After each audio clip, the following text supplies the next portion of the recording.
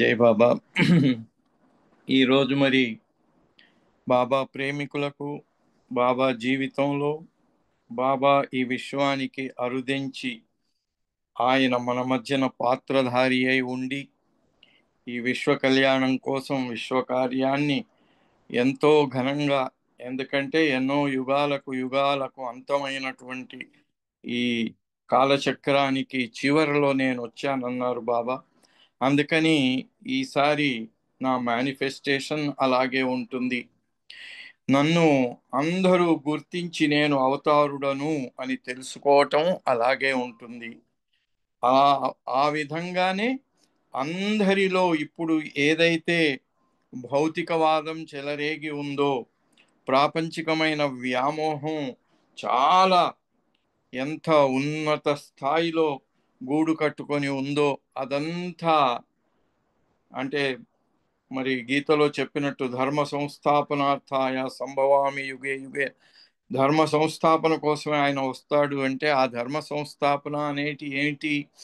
మానవులం మనం ఎందుకు వచ్చామో అది మర్చిపోవటం అధర్మం. ఎందుకు వచ్చామో, ఈ జన్మ ఎందుకు వచ్చిందో దానికోసం ప్రయత్నం చేసి ముందుకు వెళ్ళటం ధర్మం.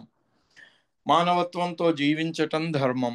ఈ రెండు మృగ్యమైపోయినాయి ఇప్పుడు ప్రస్తుత సమయంలో మనమందరం చూస్తూనే ఉన్నాం. అందుకని ఆ సమయంలో ఆయన వస్తాడు. ఎప్పుడు ఈ ధర్మం అనేది, మానవ ధర్మం ఏమిటి? భాస్కర్ రాజు గారు చెప్పినట్టు మరచితి నా మందిరంబు మరచిపోయితి సచ్చిదానంద పరబ్రహ్మమనుడు మందిరం. అలాంటి మన మందిరాన్ని మర్చిపోయి ఈ ప్రపంచంలో లక్షలు కోట్లు పెట్టి కట్టుకున్న మందిరం ఇది నాది నాది అని దాంట్లో పడి దానికోసం చేయరాని పనులన్నీ చేసే పరిస్థితికి మనం ఉన్నాం. కాబట్టి అది అధర్మం. ధర్మం ఏమిటి? అసలైన ఇంటి వైపు ప్రయాణం చేయటం ధర్మం. అది మర్చిపోయాం. కాబట్టి ఆయన అందుకని ఈ అవతార కాలంలో ఆయన చేసినటువంటి పని, అంతేకాదు జీసస్ క్రీస్తు ఒకసారి సిలువ వేయబడితే సరిపోయింది. ఈ యుగంలో ఇప్పుడు ఈ అవతార కాలంలో ఐఆమ్ క్రూసిఫైడ్ ఎవ్రీ మూమెంట్ అన్నారు బాబా. నేను ప్రతి క్షణం సిలువ వేయబడుతూనే ఉన్నాను. అంత బాధ అనుభవించారు. ఎందుకు? ఎంత అధర్మం, ఎంత కర్మల యొక్క ఈ డెబ్రిస్ ఎంతగా పెరిగిపోయి ఉందో మానవులు చేసుకున్నది. అంతేకాదు హవే మాస్టర్ వర్క్స్ మొట్టమొదటి సెంటెన్సే ఐవి జ్యూస్ చెప్తుంది బాబా మాటలు. ఏమంటారు బాబా? అందరూ కర్మ చేసుకొని బాధలకు మూలమైనటువంటి ఆ కర్మను అనుభవించకుండా నా పాదాల దగ్గర పడేసి పోవాలని అనుకుంటారు అన్నారు. అందుకని మరి ఆయనకు అంత బాధ. ఎవరి కర్మ ఫలితాన్ని వాళ్ళు సంతోషంగా అనుభవిస్తే బాధలు ఉండవు. ఇప్పుడున్న ప్రస్తుత పరిస్థితులు ఏమిటి అంటే, నా కర్మ వల్ల కలిగే బాధలు నాకొద్దు, అవి నువ్వు తీసుకో, నాకు సుఖాన్ని ఇవ్వు అనే రకమైనటువంటి ఈ పరిస్థితుల్లో ఆయన బాధ అంతగా పెరిగిపోవటము. ఆయన మన మధ్యకు వచ్చినా పిలిచినా ఆయన దగ్గరికి వచ్చిన వాళ్ళు కొద్దిమంది అయినా, ఆ కొద్ది మందిలో బాబా అందుకనే ఆ highest of the high message 7th September 1953 డెహ్రాడూన్లో ఈ రోజు అంటే 7th సెప్టెంబర్ రోజు చెప్పటం జరిగింది. అంతకు ముందే కొద్ది రోజుల ముందే 13/8/53 రోజున బాబా పర్వర్దిగార్ ప్రార్థన ఇవ్వటం జరిగింది. అది డెహ్రాడూన్లో జరిగింది. ఆ దానికి ముందు కొద్ది రోజులు, తర్వాత కొద్ది రోజులు ఆ ప్రార్థనను బాబా 13/8 నుంచి 2/9 వరకు కూడా అది రోజు చేయించి ఆయన స్వయంగా ఆ ప్రార్థనలో పాల్గొన్న కారణంగా బాబా చెప్పారు, ఇది మెకానికల్ గా చేసినా కూడా దాని ఫలితం ఇప్పుడు అందరికీ చేకూరుతుంది. ఎందుకంటే నేను దాంట్లో అందరి వైపున, అందరి తరఫున నేను ఆ ప్రార్థనలో పాల్గొన్నాను. ఎందుకంటే సర్వ హృదయజ్ఞుడైన వాడు, అందరిలో ఉన్నవాడు, ది సోల్ ఆఫ్ సోల్స్, ఆయన దాంట్లో పాల్గొన్నారు. కాబట్టి అందరికీ పాల్గొన్నటువంటి ఆ ఫలితం దక్కుతుంది. అందుకని మెకానికల్ గా చేసినా కూడా ఆ ప్రార్థన ఫలిస్తుంది అన్నారు. ఫలించటువంటి దేనికి? వాళ్లను అయినంత త్వరలో ఆ మార్గం వైపు, ఆ ఇంటి వైపు ధ్యాసను కలిగించి ఆ మార్గంలో ప్రవేశపెట్టడం అన్నమాట. దాన్నే బాబా క్రియేషన్ అండ్ ఇట్స్ కాజెస్ లో టర్న్ అన్నారు దాన్ని. ఇప్పుడు మనం వెళ్ళేది ఏంటి, సుడిగుండంలో గిరగిరా తిరుగుతున్నాం, పునరపి జననం పునరపి మరణం. కాదురా బాబు, ఈ ఇల్లు కాదు ప్రపంచంలో ఇప్పుడు ఈ భూమి మీద నేను కట్టుకున్న ఇల్లు నాది నాది అని ఈ వ్యామోహంలో ఉన్న అది కాదు, నా ఇల్లు అసలైన ఇల్లు అని అసలైన ఇంటి వైపుకు ధ్యాస మరలటం అనేది అది ముఖ్యం. అది కేవలం సద్గురువుల వల్ల మాత్రమే కలుగుతుంది. సద్గురువులు అది ఇవ్వటానికి వాళ్ళకి మనం వాల్యూ, మనం ఏదన్నా మార్కెట్లో ఏది తెచ్చుకున్నా దానికి విలువ కట్టాలి.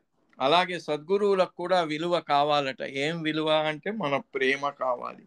మన ప్రేమ విలువ మాత్రమే వాళ్ళకి కావాలి. మనం ప్రేమ ఇచ్చినట్టయితే వాళ్ళు మనని ఆ టర్నింగ్ మనకు కలిగించి ఆధ్యాత్మిక మార్గంలో మన ఇంటి వైపు వెళ్ళే పని చేస్తారు. ఇది అందరి కోసం చేయటానికి వచ్చిన వాడు అవతార్ మెహర్ బాబా. మరి అందుకనే ఆయన జీవిత ఈ హైయెస్ట్ ఆఫ్ ది హై మెసేజ్కి పూర్వపరాల్లోకి వెళ్ళినట్టయితే మనకు తెలుసు 1920వ దశకంలో బాబా తన మండలి వారిని శిష్యులను చేర తీసుకోవటం, మంజిలేమి, మెహరాబాద్ హాస్పిటల్, స్కూల్ ఇవన్నీ జరిగాయి 1920వ దశకంలో. 1930వ దశకంలో విస్తృతమైన ప్రపంచ పర్యటనలు, ఈస్ట్ వెస్ట్ ప్రాక్ పశ్చిమాలను కలపటం ఈ యుగంలో నేను చేసే పెద్ద పని అని చెప్పారు బాబా. దట్ ఈస్ ఈ అవతార మిషన్లో అదొక పెద్ద కార్యం అన్నారు. ఇంతకు ముందు ఎక్కడి అవతారుడు అక్కడనే పనిచేయటం జరిగింది యావత్ విశ్వం, ఎందుకంటే అప్పుడున్న పరిస్థితుల ప్రకారంగా. సో ఇప్పుడు బాబా 1930వ దశకంలో విస్తృతంగా పర్యటనలు చేశారు. అన్ని చోట్ల ఏకాంతవాసాలు చేశారు. అన్ని చోట్ల ఇప్పుడు 33 గురించినటువంటి ప్రశ్నలు సంధించారు రజనీ గారు. ఆ దాంట్లో కూడా ఆయన 1930వ దశకంలో యూరోప్లో, అమెరికాలో, ఇంగ్లాండ్, ఆస్ట్రేలియా 50లో వెళ్ళారు లాస్ట్కి. ఇప్పుడు ఈ కార్యక్రమం అయిన తర్వాత మస్తు కార్యక్రమం 1940వ దశకం, అది విస్తృతంగా ఏ అవతారంలో చేయనంతగా అందరూ ఆధ్యాత్మికంగా ఉన్నత భూమికల్లో ఉన్న వాళ్ళందరినీ తన కార్యంలో భాగస్వాములను చేయటం, వాళ్ళు చిక్కుకొని పోయి ఉన్న ఆ పాయింట్ నుంచి వాళ్ళను కూడా ముందుకు పంపటం అనే కార్యక్రమం కోసం మస్తుల కార్యక్రమం విస్తృతంగా 1940వ దశకంలో జరిగింది.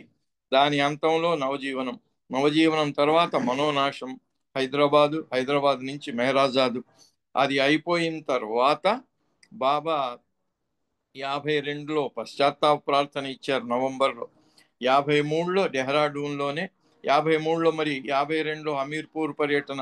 బాబా అన్నారు కదా, Hamirpur is my heart, Andhra is my head అన్నారు. ఈ హెడ్ హార్ట్ రెండింటిని కలిపే కార్యక్రమం కూడా బాబా 52లో హమీర్పూర్ వెళ్ళారు. 53 జనవరిలో ఆంధ్ర పర్యటన జరిగింది. ఆ పర్యటన అయిపోయిన తర్వాత బాబా డెహ్రాడూన్ వెళ్ళటం జరిగింది. డెహ్రాడూన్లో చాలా కాలం ఉన్నారు బాబా 53లో. ఆ 53లో బాబా ఉన్నప్పుడే అక్కడ పర్వర్దిగార్ ప్రార్థన ఇవ్వటం. ఆ సందర్భంగా బాబా డెహ్రాడూన్లో ఉన్నప్పుడు జరిగినటువంటి కొన్ని సంఘటనలు. బాబా అక్కడ ఉన్నప్పుడు బాబా దగ్గరికి వచ్చే ప్రకాశవతి అనే ఆమె ఆనందమయి మా అనే ఒక సెయింట్ దగ్గరికి వస్తూ ఉండేది. బాబా దగ్గరికి వచ్చి ఆమె దగ్గరికి వస్తూ ఉండేది. ఆమెను కూడా బాబా దగ్గరికి తీసుకొని రావటానికి ప్రయత్నం చేసింది. అయితే బాబా ఏం చేశారు, అక్కడ ఉన్నటువంటి నలుగురు సెయింట్స్, ఫేమస్ సెయింట్స్ నలుగురు ఉన్నారు. ఆనందమయిమా ఒక ఆమె, మంగత్ రామ్ అని ఇంకొక ఆయన, ఈశ్వర్ సింగ్ అని ఒక ఆయన, తర్వాత మీరాబైన్ అని. ఈ నలుగురు సెయింట్లు మీరాబైన్ దగ్గరికి బాబా పంపించలేదు, కానీ ఈ ముగ్గురు దగ్గరికి, ఆనందమయి ప్లస్ మంగత్ రామ్ అండ్ ఈశ్వర్ సింగ్, ఈ ముగ్గురు దగ్గరికి బాబానే స్వయంగా వెళ్ళాలనుకున్నారు, కానీ ఆయన వెళ్లకుండా తన శిష్యులైన ఏల్చా, బైదుల్ ఇద్దరిని పంపించారు. ఏల్చానేమో ఆనందమయ్యి మా దగ్గరికి పంపించారు. ఆమె బాబా గురించి అడిగి, బాబాను నేను దర్శనం చేసుకోవాలి అనే అటువంటి ఆకాంక్ష నాకుంది అని వెళ్ళిపుచ్చితే, ఆయన వచ్చి బాబాకు చెప్తే బాబా ఏల్చా పాదాలకు మొక్కి, నువ్వు వెళ్ళి నేను ఇదిగో నిన్ను రిప్రజెంటేటివ్గా పంపిస్తున్నా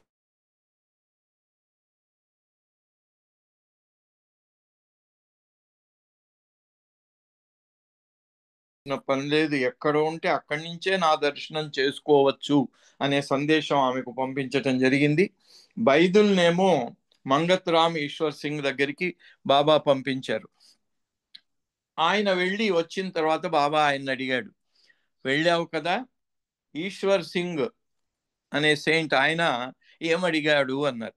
అంటే అప్పుడు ఆ ఆయన చెప్పాడు, బైదుల్ మెహర్ బాబా ఎవరు అని అడిగాడు అన్నారు. అయితే బాబా అన్నారు, మరి నువ్వేం సమాధానం చెప్పావు అన్నాడు. అంటే ఓ గ్రేట్ సెయింట్ అని చెప్పాను అన్నాడు. బాబా వెంటనే సీరియస్ అయిపోయాడు. ఎంత డిసప్పాయింట్ అయిపోయారంటే, బాబా ఏంటి బిగ్ సెయింట్ అని చెప్పావా నన్ను అని చెప్తూ, 30 ఏళ్ల నుంచి నా దగ్గర ఉన్నావు, నువ్వు నన్ను సెయింట్ అని చెప్పావా, సాధు సత్పురుషుడు అనే కేటగిరీలో నన్ను చేర్చి చెప్పావా అన్నాడు. దానికి బదులుగా ఆయన నా గురువు అని చెప్పినా నేను సంతోషించేవాడిని, లేదు మనలాగే ఆయన మానవుడు అని చెప్పినా నేను సంతోషించేవాడిని, కానీ నువ్వు చెప్పినటువంటి ఈ సెయింట్ అని చెప్పావే, అది ఏమాత్రం నాకు నచ్చలేదు, నీలాంటి వాడు చెప్పవలసిన సమాధానం కాదు అని చెప్తూ, నేను ఈ సమాధానం నేను సిడి దేశ్ముఖ్ గారిని చెప్పమని అడిగితే ఆయన avatar, Baba is the avatar of the sage అని చెప్తాడు. PhD professor CD Deshmukh Nagpur ఆయన చెప్తాడు. అయితే బాబా ఇది ఒక సంఘటన. అంటే 30 ఏళ్ల నుంచి ఆయన దగ్గర, అంటే ఆయన కావాలని కాకపోవచ్చు, క్యాజువల్ గా అప్పుడు అలా వచ్చింది, అలా చెప్పేశాడు అన్నమాట బైబిల్. ఆ తర్వాత బాబా చెప్పిన తర్వాత ఫీల్ అయినాడు ఆయన, ఓహో నేను అలా చెప్పి ఉండవలసింది కాదా, ఓహో అది తప్ప అనేది. బైబిల్ అంటే మస్తుల కార్యక్రమంలో మస్తులందరినీ గుర్తించగలిగినటువంటి సామర్థ్యం ఉన్నవాడు బైబిల్. సో ఆ బైబిల్ తర్వాత మళ్ళీ 6/9/53 సాయంత్రం కూడా ఒక సంఘటన జరిగింది. బాబా అందరినీ భోజనాలకు పంపించి వరండాలో కూర్చున్నారు కుర్చీలో. ఈరుచి ఒక్కడే ఉన్నాడు, బాబా కూర్చొని ఉన్నారు. ఈరుచి బాబా వాళ్ళ మామూలు సంభాషణలు జరుగుతున్నాయి. ఈ సందర్భంలోని 53లోనే గాడ్ స్పీక్స్ ను కూడా డిక్టేట్ చేసే పని అంతా కూడా అక్కడ డెహ్రాడూన్ లో జరిగింది. ఇక్కడ నుంచి మళ్ళీ మహాబలేశ్వర్ నుంచి సతారాలో దాన్ని పూర్తి చేశారు, గాడ్ స్పీక్స్ డిక్టేషన్ అంతా కూడా. సో ఇక్కడ 6/9/53 బాబా ఈరిచ్ ఏకాంతంగా ఉన్న ఆ సందర్భంలో ముందున ఒక కారు వచ్చి ఆగింది. దాంట్లోంచి కొంతమంది దిగి ఒక ఆమెను తీసుకొచ్చారు. ఒక యువతి, ఆమె కండిషన్ ఏం బాగాలేదు, కొంచెం మెంటలీ అప్సెట్ అయినట్టుగా ఉంది, ఆరోగ్యం బాగాలేదు. ఆమెను తీసుకొచ్చి బాబా కాళ్ళ ముందు పడుకోబెట్టి ఈమె నయం చెయ్యి అని బాబాను డిమాండ్ చేసినట్టుగా అడిగారట. అడిగితే అప్పుడు బాబా ఓకే అని ఆమె తల మీద చేయితోని ఇలా నిమిరి, నా నజర్ ఆమె మీద ఉంది, ఆమె బాగవుతుంది, తీసుకెళ్ళండి అన్నారు. ఎందుకంటే అప్పుడు మరి వాళ్ళ ముందు ఆయన ఏమి ఎక్స్ప్రెస్ చేయలే. వాళ్ళు వెళ్ళిపోయిన తర్వాత ఈరిచ్తో అన్నారు, ఏంటి ఎంత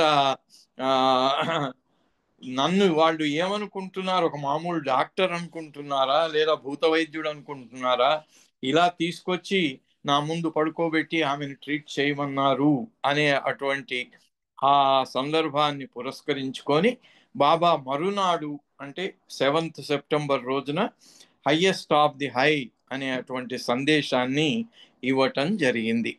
ఈ highest of the high message లో బాబా ప్రారంభంలో ఏం చెప్పారంటే, మన యొక్క పరిమిత అహంకారాన్ని ఎత్తుకున్నారు బాబా. తెలిసో తెలియకనో ప్రతి జీవి కూడా, ఈ ప్రపంచంలో నివసించే ప్రతి జీవి కూడా తన యొక్క ప్రత్యేకతను, తన యొక్క వ్యక్తిగతమైనటువంటి ఉనికిని అలాగే నిలుపుకోవాలి అనే ప్రయత్నం చేస్తూ ఉంటుందట. అదే కదా, అందుకనే ఆ 84 లక్షల జన్మలు. 84 లక్షల జన్మలు ఎందుకు అవసరం అవుతున్నాయి అంటే, we do not want to forego our limited and separate identity. మనం వేరు, మిగిలిన వాళ్ళంతా వేరు, నేను వేరు, నేను ప్రత్యేకము అనే అటువంటి మన పరిమిత అహంకారము, దాన్నే బాబా లోయర్ సెల్ఫ్ అన్నారు. హయ్యర్ సెల్ఫ్, నిజానికి మనం ఎవరు? హయ్యర్ సెల్ఫ్, ఆత్మతో, పరమాత్మతో కలిసి ఉన్న ఆత్మలం. నేను కూడా, ప్రతి ఒక్కరం కూడా బాబా అంటారు, in one way or other each one of you are avatar. మీరు కూడా నాలాగనే అవతార్, కాకపోతే you don't know, I know. మీకు తెలియదు, నాకు తెలుసు. కాబట్టి మీరు ఈ పరిమితమైన అహంకారానికి, ఈ మాయ యొక్క దీనికి లోబడి, అజ్ఞానానికి లోబడి, అజ్ఞాన అంధకారంలో చిక్కుకొని ఇదే నేను అని దాంట్లో ఉండటం జరుగుతుంది. కానీ కాలక్రమేణా ఎప్పుడైతే ఆ నేను అనే పరిమిత భావం లేకుండా చేసుకునే అటువంటి పరిస్థితి వస్తుందో, అప్పుడు మీ నిజమైనటువంటి స్థితిని మీరు అనుభవించి ఐఆమ్ గాడ్, నేను భగవంతుణ్ణి అనే అటువంటి I am everything, I am infinite power, knowledge and bliss అంటే మన నిజమైనటువంటి ఇల్లు ఏమి ఇల్లు? అది సచిదానంద పరబ్రహ్మమనేడు మందిరంబు. దాని యొక్క అనుభూతి కలిగినప్పుడు అది కలుగుతుంది. అది నిజమైనటువంటి మన గమ్యాన్ని చేరే అటువంటి పరిస్థితి. అలా మనిషి భగవంతుడవుతాడు. ప్రేమతోనే మనిషి భగవంతుడవుతాడు. అలాగే భగవంతుడు అయిన తర్వాత నిరాకారుడైన భగవంతుడు మళ్ళీ మానవ రూపం ధరించి మన మధ్యకు వస్తూ ఉంటాడు. మనందరికీ తెలుసు, మనం ఎన్నో పాటలు పాడుకుంటూ ఉన్నాం, ఆయన అవతార తత్వాన్ని కీర్తిస్తూ ఉన్నాం. సో ఆయన భగవంతుడు మానవుడై వచ్చినప్పుడు ఆయన్ని గాడ్ మ్యాన్ అంటే అవతారుడు, లేదా మెస్సయ్య, ప్రాఫిట్, రహీం, రసూల్, ఇవన్నీ ఏవో అన్ని రకాలుగా ఎవరికి తోచినట్టు వాళ్ళు మాటలు చెప్తున్నా, ఆయన భగవంతుడు మనిషి అయి మన మధ్యకు రావటం, అవతరించి రావటం, ఆయన్ను గాడ్ మ్యాన్ లేదా అవతార్ అంటారు. మనిషి ప్రేమతో తన స్వస్వరూపాన్ని కనుక్కొని తన పరిమితమైన అహంకారాన్ని, మనస్సును నశింపజేసుకొని దాంతో ఏకత్వాన్ని అనుభూతి పొందినప్పుడు ఆయన మనిషి భగవంతుడవుతాడు. మనిషి భగవంతుడైనప్పుడు ఆయన్ని మ్యాన్ గాడ్ అంటారు, ఆయన్నే సద్గురువు అంటారు, పర్ఫెక్ట్ మాస్టర్ అంటారు. కానీ భగవంతుడు దిగి వస్తే ఆయన్ని అవతారుడు అంటారు. ఈ రెండు రకాలైనటువంటి రూపాలను బాబా మొట్టమొదటిసారిగా దాంట్లో, అంటే ఆ హైయెస్ట్ ఆఫ్ ది హై మెసేజ్లో ముందుగా ఈ రెండు స్థితులను చెప్పి, ఈ రెండు స్థితుల్లో కూడా, ఈ రెండు కూడా పరిపూర్ణమైన స్థితులే. బాబా ఒక ఈక్వేషన్ చెప్పారు, God as God is not perfect, man as man is not perfect, but God as man or man as God is perfect. అంటే ఇక్కడ గాడ్ యాజ్ మ్యాన్ అంటే అవతారుడు, మ్యాన్ యాజ్ గాడ్ అంటే సద్గురువు. సద్గురువు, అవతారు, వీళ్ళిద్దరే పరిపూర్ణులైనటువంటి వాళ్ళు. కానీ సద్గురువు తన పనిని ముగించుకొని శరీరాన్ని వదిలేసిన తర్వాత మళ్ళీ వచ్చే బాధ్యత ఆయనకు లేదు. ఆయన చేసే పని పరిమితంగా ఉంటుంది. యావత్ విశ్వం కోసం అవసరమైనప్పుడల్లా మళ్ళీ మళ్ళీ వచ్చి ఈ మానవులందరినీ తన వైపుకు, అంటే వాళ్ళ గమ్యం వైపుకు నడిపించే బాధ్యతను తన పైన వేసుకున్నవాడు అవతారుడు. కాబట్టి అవతారుడు, he's the highest of the high. ఉన్నతోన్నతుడు ఎవరు? ఇప్పుడు మన దేశం ఉంది, మన దేశానికి ఫస్ట్ సిటిజన్ ఎవరు? ది ఫస్ట్ పర్సన్ ఎవరు అంటే ప్రెసిడెంట్ ఆఫ్ ఇండియా. ఆయన నంబర్ 1 సిటిజన్, ఆయన మన దేశానికి. ఆయన హైయెస్ట్ మన దేశానికి. అట్లాగే ప్రతి దేశానికి ఉంటారు. అట్లాగే ఈ ఆధ్యాత్మిక పాలక వర్గానికి ఈ 5గురు సద్గురువులు ఎప్పుడు ఉంటారు అనే విషయం మనకు తెలుసు. ఆ 5గురులో హెడ్గా ఉంటారు. బాబా టైంలో, బాబా అవతరించి వచ్చిన టైంలో షిర్డీ సాయిబాబా ఆయన కుతుబే ఇర్షాద్ అనే బాధ్యతను వహించాడు. ఆయన హైయెస్ట్ రోల్ అది. కానీ హైయెస్ట్ ఆఫ్ ది హై, ఈ అందరూ ఉన్నతులు అందరికి కూడా ఉన్నతుడు, గురువులకు గురువు, ఉన్నతోన్నతుడు ఎవరు అంటే అవతారుడే ఉన్నతోన్నతుడు. అందుకని అట్లా ఆ అనంతుడైనటువంటి భగవంతుడు ఎందుకు వస్తాడు? ఆయన because of his love for the creation. ఈ సృష్టి అంతా ఆయనదే. ఈ సృష్టి మీద ఉన్నటువంటి అవ్యాజమైనటువంటి ప్రేమ కారణంగా ఆయన అవతరించి వస్తూనే ఉంటాడు. మనం గుర్తించినా గుర్తించకపోయినా, మనం నమ్మినా నమ్మకపోయినా, అనుసరించినా అనుసరించకపోయినా ఆయన మాత్రం వస్తూనే ఉంటాడు. ఎందుకు వస్తాడు? Because of his love for his creation. ఈ సృష్టి మీద ఆయనకు ఉన్నటువంటి ఆ ప్రేమ, అవ్యాజమైన ప్రేమ కారణంగా ఆయన మన మధ్యకు అవతరించి వస్తూనే ఉంటాడు. Infinite God through his infinite mercy. ఆ ప్రేమతో ఇన్ఫినిట్ మెర్సీ, మన మీద ఉన్నటువంటి అనంతమైన కృప కారణంగా ఆయన వస్తూ ఉంటాడు. అందుకని will stoop down to the human level. నిజానికి ఆయనకు అక్కడి నుంచి ఇక్కడికి రావటం చాలా కష్టమైనటువంటి పనే. అంత హాయిగా అనంతమైన ఆనందంలో మునిగిపోయి, అందుకే విష్ణుమూర్తిని ఎట్లా వర్ణిస్తారు? పాల సముద్రం మీద శేషాయి మీద పడుకొని ఆ లక్ష్మీదేవి కాళ్ళు ఒత్తుతుంటే పడుకొని ఉన్నాడు అని వర్ణిస్తున్నాయి పురాణాలన్నీ. అలాంటి స్థితి నుంచి, అనంతమైన ఆనంద స్థితి నుంచి, బ్లిస్ఫుల్ స్టేట్ నుంచి ఈ మానవ రూపంలోకి వచ్చి ఇన్ని బాధలు పడటం అదేమైనా చాలా సులభమైన పనా? లేదా పిక్నిక్ వెళ్ళినట్టుగానా? కాదు. అయినా ఆయన వస్తూ ఉంటాడు because of his infinite mercy. ఆ అనంతమైనటువంటి కృప, అవ్యాజమైన ప్రేమ కారణంగా ఆయనకు వస్తుంటాడు. కానీ వస్తే ఏం జరుగుతుంది? వచ్చి రాగానే చెప్తాడు మనకు 54/12 సెప్టెంబర్ ఈ సంవత్సరం తర్వాత ఆయన అవతార్ కాల్ అని ఇచ్చాడు. నేను అవతారుణ్ణి, నేను వచ్చాను నాయన, రండి నా దగ్గరికి అని. దానికి ముందు సంవత్సరం ముందు నేను ఆ ఉన్నతుణ్ణి అని 7953లో ఈ సందేశం ఇవ్వటం జరిగింది. అయితే అప్పుడు ఏం జరుగుతుందట? చాలా మంది ఆయన కూడా మనలాంటి మనిషే కదా అనుకునే వాళ్ళు చాలా మంది. కానీ కొద్ది మంది మాత్రం ఆయన్ని ఆరాధిస్తారట. ఆరాధించి ఆయన అవతారుడు అని నమ్ముతారట. ఆ నమ్మిన వాళ్ళల్లో కూడా ఏ కొద్ది మందో ఆయన యొక్క వైభవాన్ని వ్యక్తం చేసేలాగా, ఆయన సాక్షాత్తు అవతారుడు అనేటువంటి విశ్వాసమే కాక నమ్మకంతో ఉండి ఆయనకు పూర్తిగా అర్పణ చేసుకొని ఆయన యొక్క వైభవాన్ని ఈ మానవాళిలో, ఈ ప్రపంచం మీద చాటే ప్రయత్నం చేసేవాళ్ళు, అలా ఆరాధించి ఆయనను నమ్మేవాళ్లే కొద్దిమంది అయితే వాళ్ళల్లో కొద్దిమంది ఆయన వైభవాన్ని ప్రకటితం చేసేవాళ్ళు కొద్దిమంది. ఇక మిగిలిన rest of humanity condemns him while he is physically present.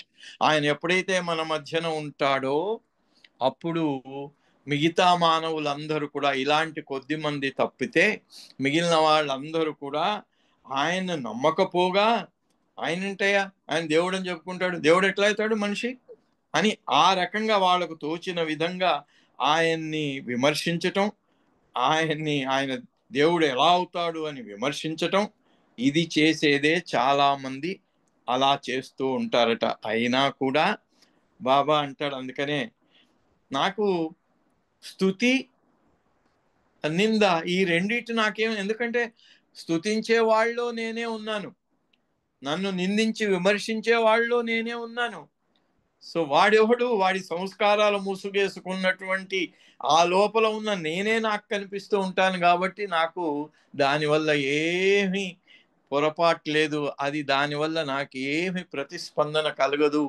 కాకపోతే ఎంతో ఆయన చాలా సహృదయతతో దాన్ని స్వీకరించి చిరునవ్వు చెందిస్తారంతే.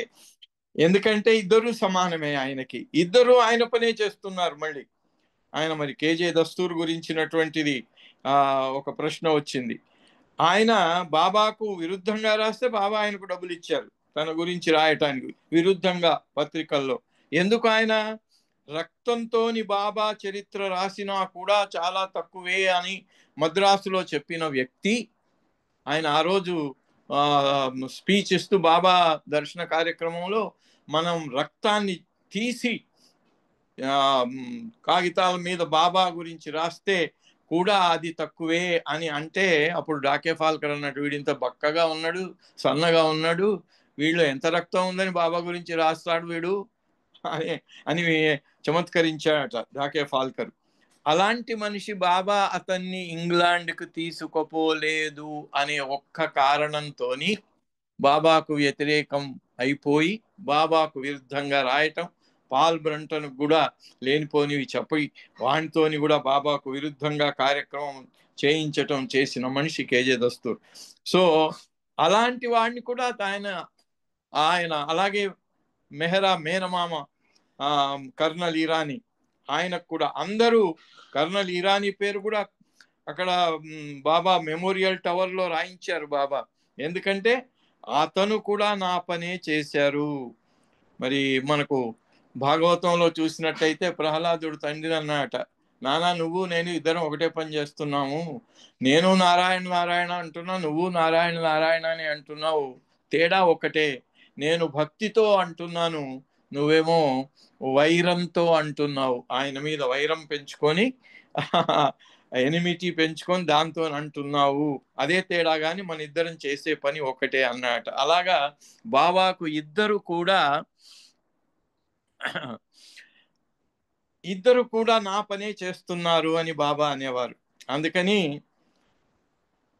అలా ఎందుకు చేస్తాడు ఆయన అంటే, ఆయన యావన్ మానవాళి కోసం బాధలు పడాలి. అందుకనే చాలా మంది బాబాను విమర్శించటం, బాబాకు వ్యతిరేకంగా మాట్లాడటం, రాయటం, ప్రచారం చేయటం, ఇది బాబా కావాలనే ఆయన చేస్తాడు. ఎందుకంటే Avatar suffers himself to be persecuted and tortured, to be humiliated and condemned by humanity, for whose sake he comes. ఆయన వచ్చింది వాళ్ళ కోసమే, మనమే ఆయన్ని విమర్శిస్తున్నాం, ఆయన వచ్చింది మన కోసం.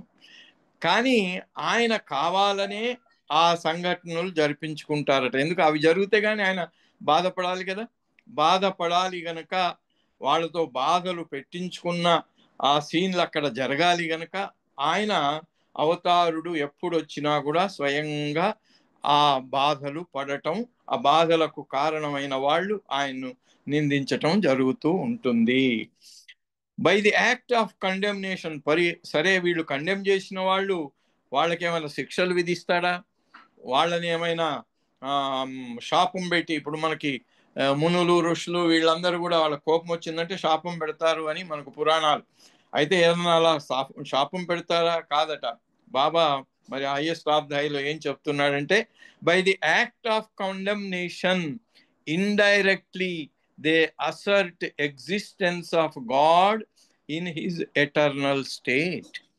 వాళ్ళు అట్లా డైరెక్ట్ గా ఆయన్ను నిందించిన, విమర్శించిన, ఆయనకు వ్యతిరేకంగా ప్రచారం చేసిన, ఇండైరెక్ట్ గా వాళ్ళు భగవంతుని యొక్క ఉనికిని వాళ్ళు ధృవీకరిస్తూనే ఉన్నారు. దాని యొక్క ఫలితం వాళ్లకు రాబోయే జన్మల్లో ఆయనకు సన్నిహితం అయ్యే ఛాన్స్ కూడా దొరుకుతుంది.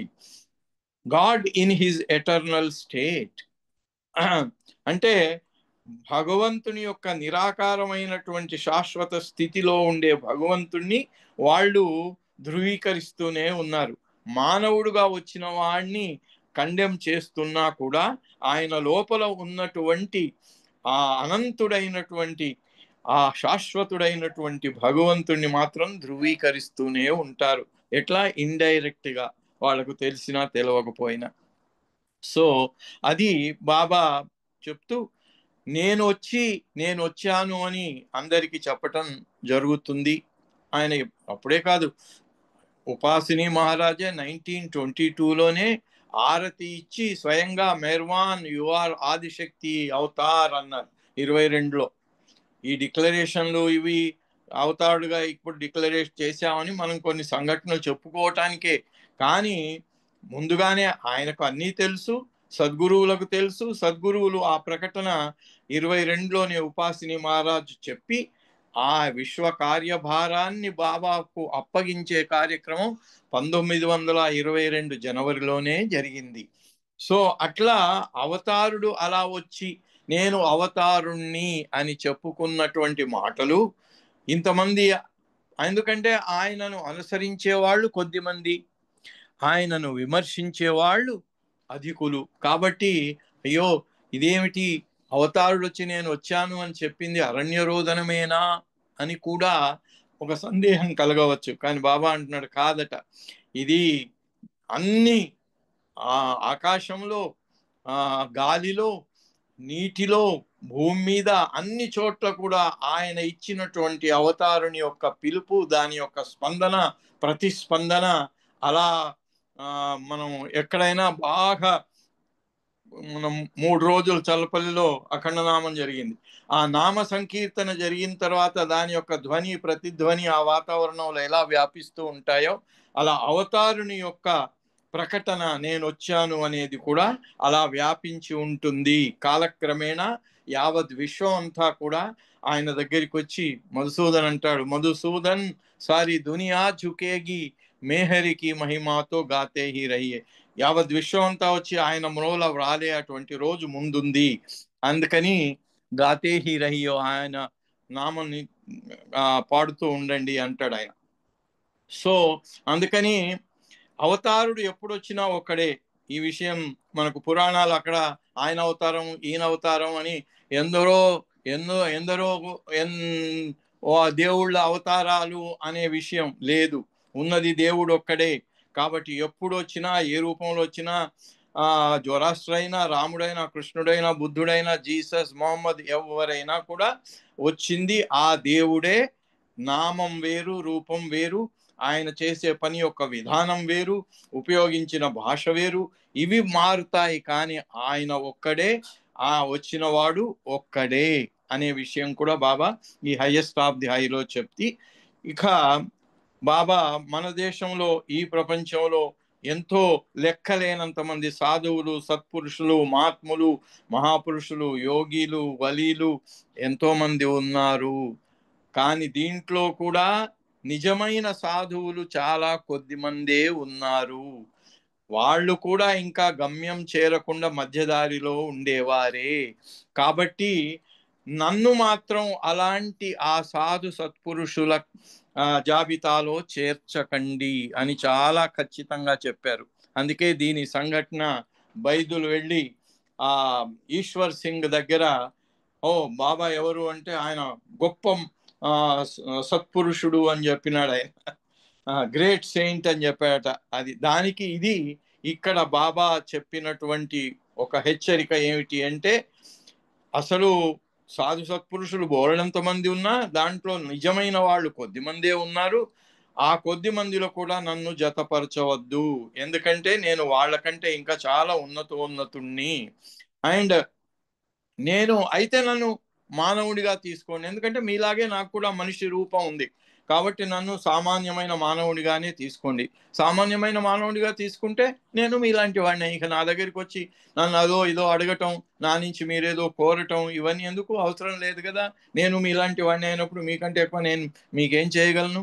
అందుకని అయితే నన్ను మామూలు మనిషిగా తీసుకోండి, లేకపోతే హైయెస్ట్ ఆఫ్ ది హై, ఉన్నతుడిగా తీసుకోండి. బట్ యూ కాంట్, ఎందుకంటే ఉన్నతోన్నతుడిగా నన్ను తీసుకున్నప్పుడు ఒకటి విషయం గుర్తుపెట్టుకోండి, మీ పరిమితమైన మనస్సుతో, బుద్ధితో మీరు నన్ను, నా ఉన్నతోన్నతమైన స్థితిని అర్థం చేసుకోజాలరు.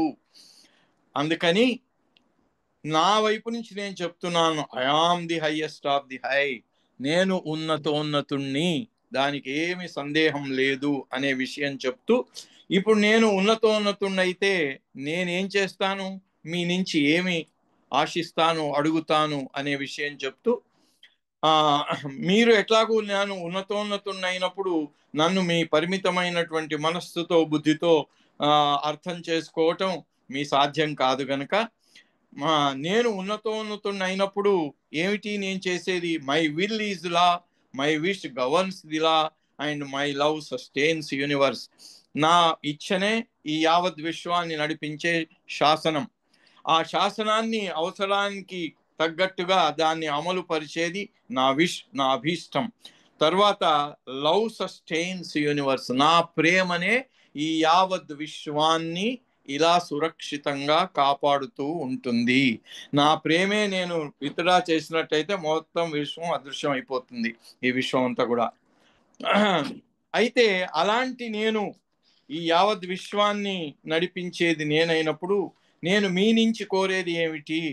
మీరు ఏ రకమైన కోరికలు పెట్టుకొని నా దగ్గరికి రావద్దు. నేను మీకు ఆ కోరికల రాహిత్యాన్ని, డిజైర్లెస్నెస్, డిజైర్తోనే రావద్దు, నేను మీకు డిజైర్లెస్నెస్ని ఇస్తాను. ఎందుకంటే డిజైర్లెస్నెస్ ఎప్పుడైతే మీకు ప్రాప్తిస్తుందో అప్పుడు మీ యొక్క నిజమైనటువంటి ఆత్మస్వరూపం యొక్క అనుభూతి మీకు కలుగుతుంది, నాలో ఒకటైపోతారు. యూ హ్యావ్ టు, దానికోసం ఏం చేయాలి మీరు? You have to lay down your life at my feet. ఒక జీవితం కాదు, లక్షల జీవితాలు కూడా నా పాదాల చెంత సమర్పించుకోవటం చాలా చిన్న పని. నేనిచ్చేది ఏమిటి? డిజైర్లెస్నెస్. నేను శతకంలో పద్యం రాశాను మెహరాబాద్ గురించి చెప్తూ, కోరికలు కోరి రాకుడి దరికి మీరు కామ్య రహితుల చేయుటే కార్యమిచట. బాబా కార్యం అదే, మెహరాబాద్లో జరిగే కార్యం, ఆయన సమాధి చెంత కూడా అదే. ఏమిటి? అందరినీ కామ్యరహితుల చేయుటే కార్యం. కామ్యరహితులను ఎందుకు చేయాలి? అయ్యో కోరికలు లేకపోతే దేవుడి దగ్గరికి వెళ్ళటం ఎందుకు అంటారు ఇప్పుడు ప్రస్తుత పరిస్థితిలో. ఎందుకంటే కోరికలు ఉన్నంత వరకు మనం ఈ పరిమితమైనటువంటి ఈ దేహానికి, ఈ మనస్సుకు, ఈ సంస్కారాల పుట్టకు పరిమితమై ఉంటాము. ఆ డిజైర్లెస్నెస్ చేకూరినప్పుడే మనోనాశం వస్తుంది. దాని ద్వారా మనం మన నిజస్వరూపాన్ని క్లీన్ మిర్రర్లో చూసినట్టుగా చూడగలుగుతాము. అందుకని అలా నిజంగా మీరు దానికోసమే వచ్చినట్టయితే, my role demands that I should strip you of all your possessions. మరి నేను ఉన్నతోన్నతుడిగా నా పాత్ర ఏమి నన్ను చేయమంటుంది అంటే, మీకున్నయన్నీ వదిలికొట్టడం. ఉన్నయన్నీ అంటే ఏంటి? నేను, నా ఇల్లు, నా వాకిలి, నా వాళ్ళు, నా కాని వాళ్ళు, నాకు మా మిత్రులు, శత్రులు, ఇవన్నీ నా అనేది, ఏవైతే నా అనే దాని చుట్టూ మనం చేర్చుకున్న మన పొజిషన్స్ ఉన్నాయో వాటన్నిటినీ ఛేదించటం ఆయన పనిట. ఎందుకు? అలా ఛేదిస్తేనే మనం మన నిజమైన గమ్యం వైపు తొందరగా వెళ్ళగలము.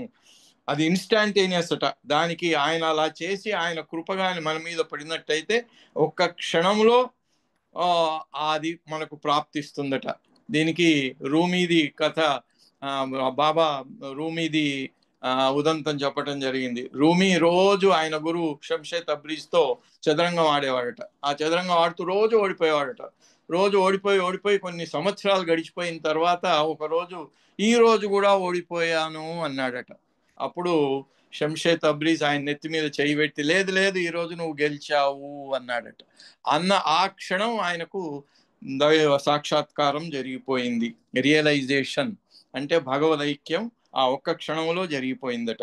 అందుకని బాబా అంటే ఇదంతా ఓకే, కానీ నువ్వు మాత్రం ఆనెస్టీ గురించి కూడా బాబా చెప్తూ, బాబా అన్నాడు, to have one I glued on flesh and ఈ ప్రాపంచికమైన సుఖాల మీద ఒక కన్ను, ఇంకొక కన్నేమో దివ్యత్వం యొక్క కొంత అనుభూతిని పొందాలి అని ఇంకొకటి, ఒక కన్నేమో ప్రపంచం మీద, ఇంకొక కన్నేమో పరమార్థం మీద ఉన్నట్టయితే ఇది అసాధ్యం రా బాబు. అసాధ్యమే కాకుండా but the height of hypocrisy, ఇది కపటం యొక్క పరాకాష్ట.